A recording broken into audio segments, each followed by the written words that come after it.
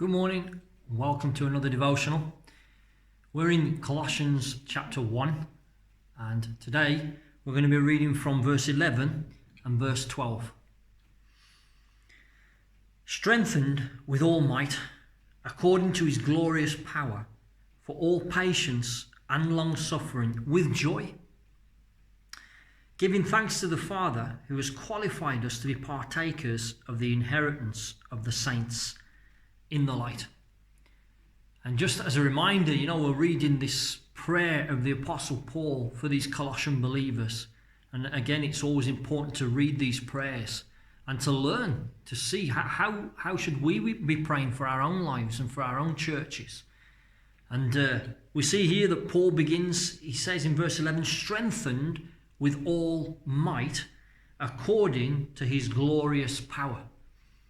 That these believers needed to be strengthened with all might according to his glorious power. And we're the same, the truth be told. We all need to be strengthened by God. And the fact is that we are not strengthened in and of ourselves. It's not us who need to strengthen ourselves. Our strength comes from him.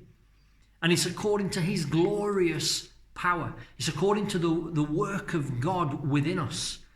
And why would these Colossian believers need strength? Well, he says, doesn't he? He says, for all patience and long suffering with joy.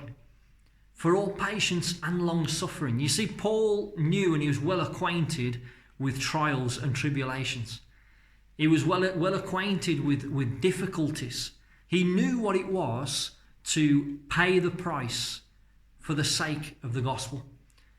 And I believe that's what he's praying for these believers here, that they would stand firm, strengthened by God, by his might, according to his glorious power, so that they might have patience and long suffering when they're going through difficulties. The fact is that just as we are living today in a world that is totally contrary to the ways of God and to the will of God, that brings its challenges, and it did for these people in the first century.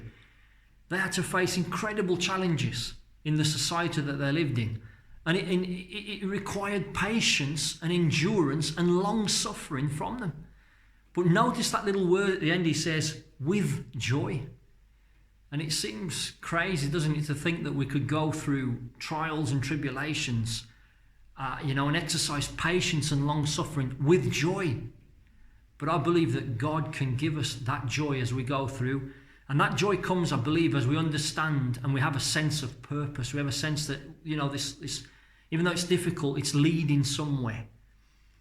And so that's why he prays for those Colossian believers, that they might be strengthened. But we also need to be strengthened, so that we might be patient and long suffering. Verse 12, giving thanks to the Father, who has qualified us to be partakers of the inheritance of the saints in the light.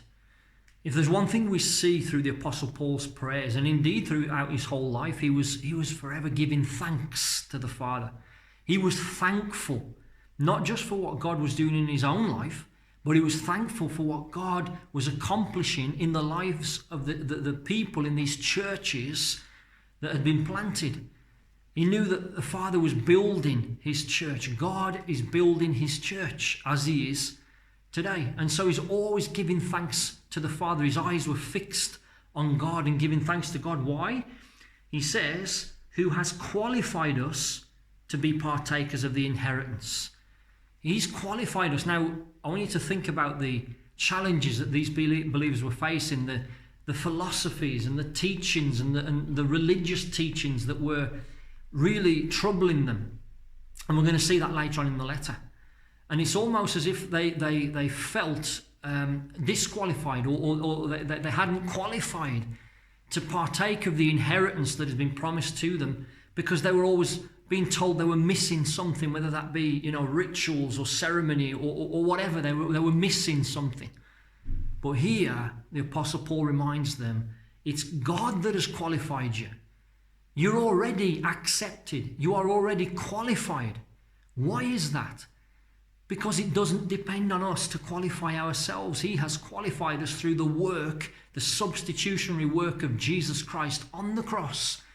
The resurrection has brought new life. He has qualified us to be partakers of the inheritance of the saints in the light. Isn't that wonderful? Isn't that great? So we're not doing what we're doing. We're not living this life out to try and qualify ourselves to be worthy in some way. But we can rest assured that He has already qualified us. We're already children of God. We already have an inheritance in Christ. And we can rest in that. We can come to His throne of grace. We can rest in His grace and His mercy. And so let me encourage you today. Maybe you're feeling, the strain, and you're still striving to try and be qualified in some way. I've got to be better so that I might be qualified. Let me encourage you that you've already been qualified. He has qualified us to be partakers of this wonderful inheritance. So with that, I'll finish. May God bless you. Have a wonderful day.